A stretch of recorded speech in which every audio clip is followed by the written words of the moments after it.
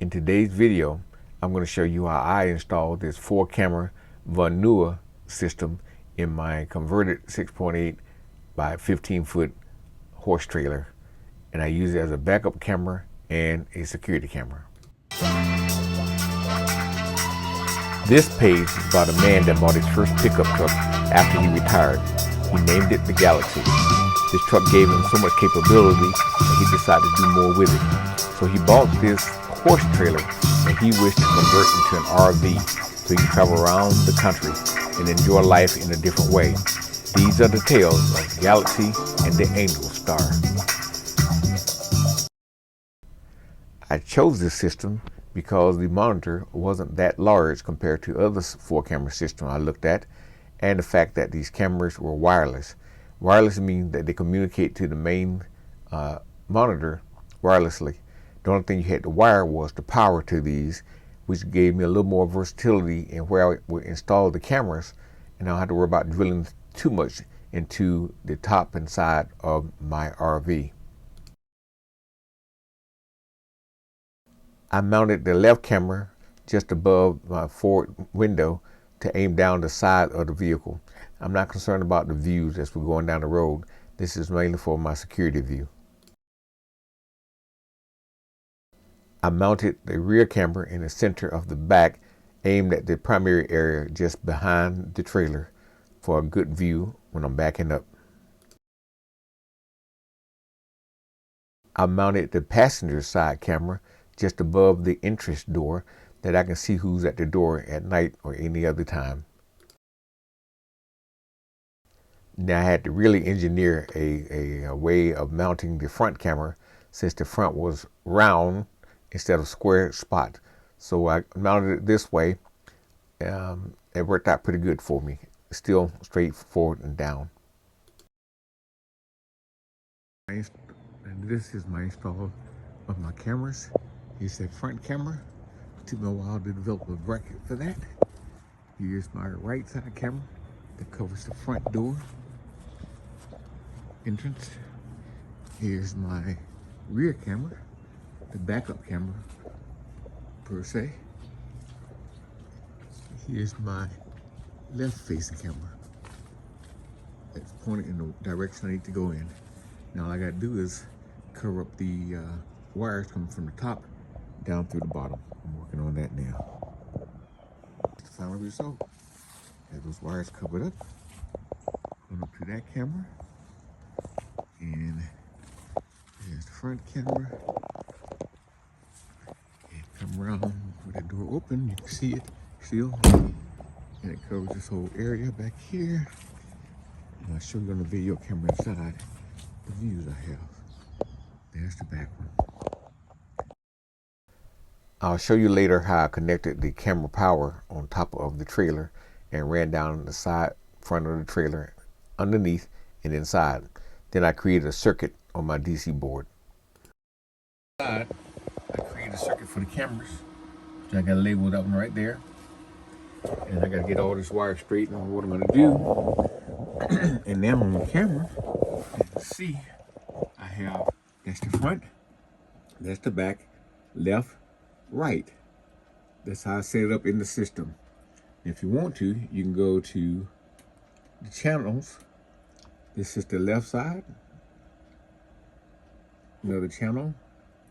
This is the right side, and another channel. That's the front, another channel. That's the back. So I have a view of everything. Hit it again. Get a view of all 4 cameras. Front, rear, left, right. So when I put this in the car, the truck, it'd be great for when I'm backing in somewhere. I'll be able to see all those views. And now when I'm parked somewhere, I'll plug this in here and I use that as a security cameras now. Works out really well. The kit came with one long power cable and 4 other shorter cables to run from the cameras that you can eventually wire to where they need to go. I simply took the longer cord and added to the rear camera run it underneath my solar panels and up front to meet with the other 3 cameras. And then I was able to wire a single point from there on down to the source of power. Works out pretty good. I wound up taping them up a little bit better later. Camera wiring from the top.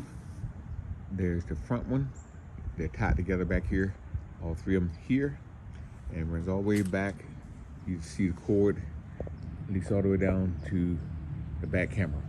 I just ran that cord underneath the solar panels to come out there to meet up the rest of them. And then the power runs down to the side. And you see the rest. That's what it looks like on the top.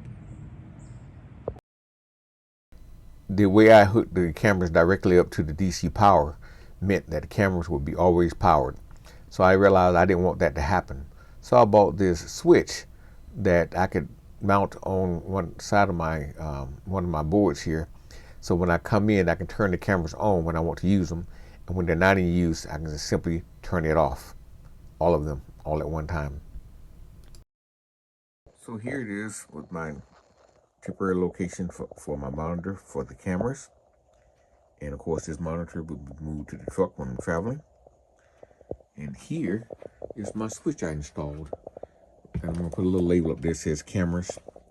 But the point is the cameras don't need to be on all the time unless I need them for security or if I'm driving and if I want to use the backup camera. So all I got to do is come over here and press this button and watch this. They all come alive. There you go. The front, the back, the left, the right. It's just wonderful. So another good modification install. It's looking good. Something different.